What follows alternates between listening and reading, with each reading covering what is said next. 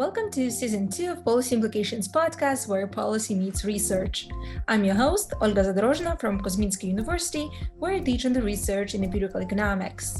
My guest today is Professor Tatiana Derugina, who's an associate professor of finance at the University of Illinois, Urbana-Champaign. Tatiana's research focuses mainly on environmental risks and evaluation of social and economic costs of natural disasters and air pollution. Today, we'll be discussing her recent paper called Geographic and Socioeconomic Heterogeneity in the Benefits of Reducing Air Pollution in the United States, co-authored with Nolan Miller, David Molitor, and Julian Reeve. By looking at the US elderly population, this paper tries to understand who are affected by the acute air pollution the most and what these people live. So welcome, Tatiana. I'm very happy to have you on the podcast and be discussing this research with you, especially given the fact that we're getting closer to colder month. And in Poland, at least, colder weather brings higher air pollution. So I hope with this episode, we could bring more awareness about air pollution and its negative consequences and give policymakers advice on how to tackle it. But before we start our discussion of the paper, please tell us more about your research and how did you become interested in this topic? Thank you. Thank you very much for having me here, Olga. This is a part of a long-standing interest of mine to think about how the environment that we live in affects health. In general, I became interested in environmental economics because it's a very challenging field to work in. Economists typically like to work with prices and quantities and markets. That's what people traditionally think of as an economist. But there are aspects of our lives that are important for our well-being, which economists very much care about, that don't have markets. For example, air pollution. There is no market for clean air unless we create one. So economists have thought about how do we bring economic tools into these important places where there are no naturally occurring markets. And part of understanding, for example, how much air pollution we should have, because we can't eliminate it all, that's very difficult, but we also don't want to just let air pollution run rampant. Part of that involves quantifying the costs of the air pollution. And that's what I've tried to do in some of my research. And so understanding what are the health costs, both in terms of mortality and hospitalizations and other outcomes, is a really important question for crafting optimal policy. And so I became interested in this topic, hoping to inform policy about whether we're regulating air pollution too much in the United States or maybe not enough. And so far, my research has shown that we still appear to be regulating it not enough in terms of there being more benefits. So I don't necessarily research the costs of reducing air pollution, but my research sheds lights on the benefits of doing so. And so what are the main harmful effects of air pollution that we know of from previous studies, especially on the health of people?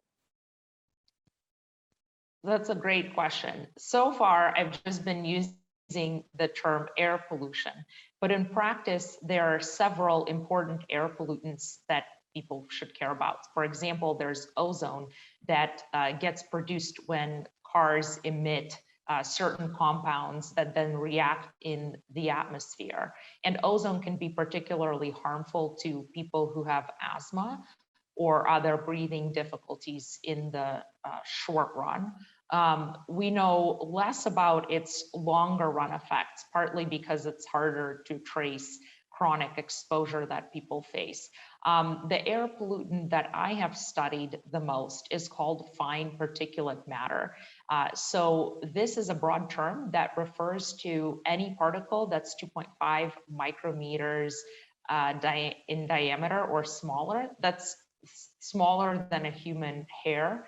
These particles are invisible. They're made up of a lot of things like emissions from power plants, emissions from cars, lots of things that humans use can emit particles or other chemicals that become some forms of fine particulate matter. Fine particulate matter can also cause respiratory issues. It can cause cancer over the longer run. It can cause cardiovascular problems both in the short run and the long run. And we know some of this from associational studies that correlate levels of air pollution with outcomes. But I think even more credibly, this evidence comes from some laboratory studies where either animals are exposed to high levels of these pollutants, or humans are exposed to either really clean air, because we don't want to expose people to really dirty air deliberately. So we either expose humans to really clean air or normal air. And then by measuring the difference, for example, in cardiovascular performance, you can see the effects, or you can measure the effects that the air pollution is having. Sulfur dioxide and nitrogen oxides. These are other air pollutants that are typically emitted by power plants. Right. And so in the US, the main air pollution policy is based on the so-called Clean Air Act. Could you please explain its main idea and whether other countries have similar approaches to tackling air pollution? Sure. So the Clean Air Act has been around since 1970. There was actually even a predecessor before it, but it wasn't very effective because it didn't give the federal government much power to deal with air pollution. And there have been significant amendments in 1977 and in 1990, further giving the US government the power to regulate air pollution. The basic idea is that the Environmental Protection Agency of the United States sets county level standards for the different air pollutants that I described separately because they're measured in different units and harm people in different ways. And then areas of the country, the US is divided into counties. So counties that do not meet the requirements then have to come up with a plan for how they're going to come into attainment. So these counties are called non-attainment counties. And if you're not in attainment with these standards, you have to come up with a plan to bring yourself into attainment. Since these standards have been put in place, they've been tightened over the years. For example, originally, the levels of ozone that were allowed were much higher than they're allowed today. Initially, the EPA focused on so-called total suspended particulates. These are bigger particles than fine particulate matter, but over time, as new evidence emerged, the EPA has moved to regulate smaller and smaller particles.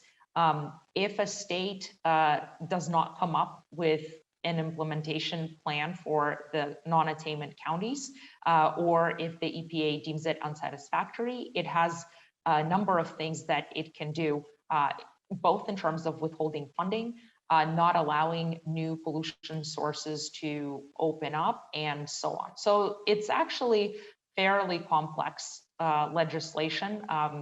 Another thing that the EPA has done is added some tradable permit markets that allows polluters to trade permits, still maintaining the standards, but allowing for more flexibility in meeting them. The EPA can also review new proposed sources of pollution, even for counties that are in attainment. So if a new power plant, coal-fired power plant, wants to open up in even an attainment county, the EPA has the right to review that under the Clean Air Act. The basic framework of the Clean Air Act is used by many other countries. And by the basic framework, I mean setting a standard for air pollution that an area has to meet, and then having some penalties if an area does not meet those standards. Being able to require certain pollutants like power plants to adopt certain pollution control measures. The Clean Air Act also gives the EPA the power to regulate emissions from cars.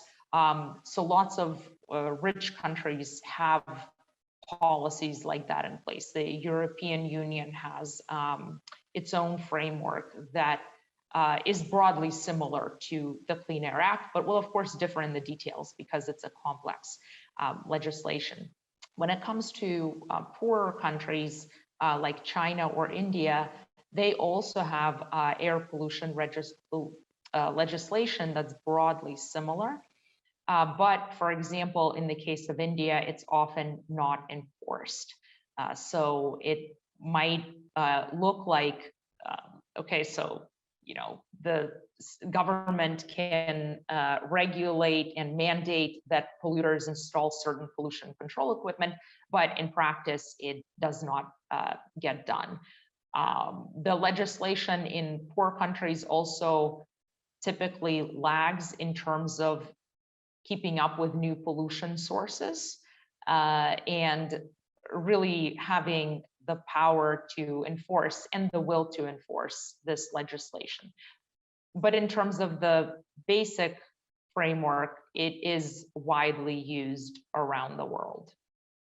Right.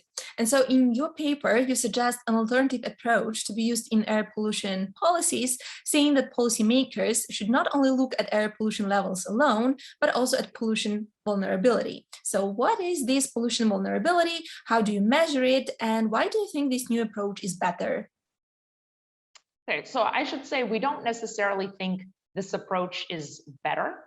It's a complementary approach that can be used in conjunction with targeting high pollution areas. So as I mentioned, the EPA currently classifies areas as attainment or non-attainment, and essentially every piece of legislation or every piece of pollution regulation out there does go after higher pollution areas first, which makes sense in some way because every additional unit of pollution causes some harm. But what we point out is that people differ in how vulnerable they are to air pollution. For example, somebody with asthma is going to be a lot more vulnerable to ozone, but also probably to fine particulate matter than somebody of the same age who does not have asthma. Now, pollution vulnerability could be multidimensional, and we don't necessarily understand everything that makes a person vulnerable to air pollution. So what we did is we used new techniques in machine learning. So it's a statistical tool that allows you to trace out relationships in data where you have a lot of information, some of which might be irrelevant. So the algorithms essentially identify the relevant pieces for you. And so we use data about their past claims history, how many times they've been hospitalized, what medications they're taking, how much they've spent, and we use that information, we throw it into the algorithm and predict how vulnerable these individuals are to dying from acute pollution exposure. And by acute, I mean kind of short-run spikes in air pollution. And so we're able to come up with an index, and we estimate that about 25% of individuals in this elderly population are vulnerable to these acute shocks. Mortality risk does not go up significantly, but for these 25%, it goes up significantly. Even within that, there is heterogeneity. You can look at the top 1% by this vulnerability index, and they face even higher rates. And then we're able to basically map where these vulnerable people are in the United States. And we document that there's a lot of heterogeneity in the share of a county's elderly population that's vulnerable to air pollution. So if it were uniformly distributed, you'd expect that about 25% of the population would be vulnerable in each county, because on average, about 25% of the population as vulnerable. Instead, what we see is that some places have less than 10% of the population that's vulnerable by our metric, and some places have over 50% of people being vulnerable. And so we show that too, that the share of the population that's vulnerable is actually negatively correlated with levels of fine particulate matter. So in terms of targeting areas with higher share vulnerable, there is a trade-off between that and targeting areas with higher pollution levels. And the benefits of targeting places that are vulnerable is that, of course, potentially higher return per unit reduction because you're targeting not based on pollution levels, but you're looking for people who are particularly sensitive to higher pollution levels. Right, and so why do you think there is this negative correlation between higher pollution and the percent of people who are vulnerable to it? So is there any endogeneity, as we call it as economists, there, or like what happens in those communities? So it's really difficult to say because our measure of heterogeneity is so multidimensional. We have, thousands of predictors in there. We do know, for example, what are some of the important ones. So having lung cancer is a huge predictor of being vulnerable to fine particulate matter, which is perhaps not surprising. Obviously, if you have lung cancer, your lungs are already impaired, and so having more pollution harms that. And then we can think about why do some people have more lung cancer? Probably because they're more likely to be smokers. And the distribution of smoking in the United States is not random. And it may be that people in rural areas, which could be less polluted than urban areas, tend to smoke more and also experience lower air pollution. So there's not necessarily causality here. We're not claiming that higher air pollution causes the share of people to be vulnerable, but it could be that vulnerable people leave areas that are very polluted, and then you would get this relationship between pollution levels and share vulnerable because of the so-called endogeneity. We can't really tell those explanations apart. We're really framing it as something that policymakers can target, but why it's there, we can't take a strong stand on, though we can suggest some possibilities. So what is your advice to policymakers? What should they do to tackle these problems and to protect the vulnerable? So I think considering vulnerability in thinking about, for example, this new source review that the EPA implements.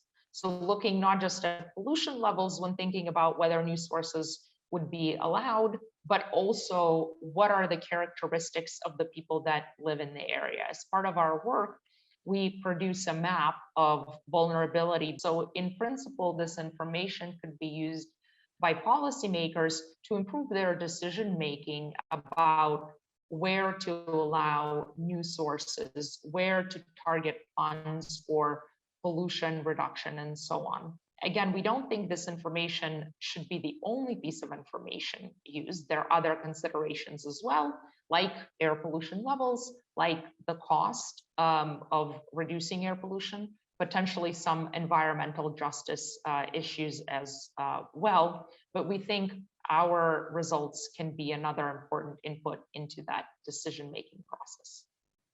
And do you think a methodology can be also used in other countries, like Poland, for example? Yes, so I didn't go into too much detail about methodology, but it's not very data intensive in some ways because we use wind direction as a source of variation in air pollution.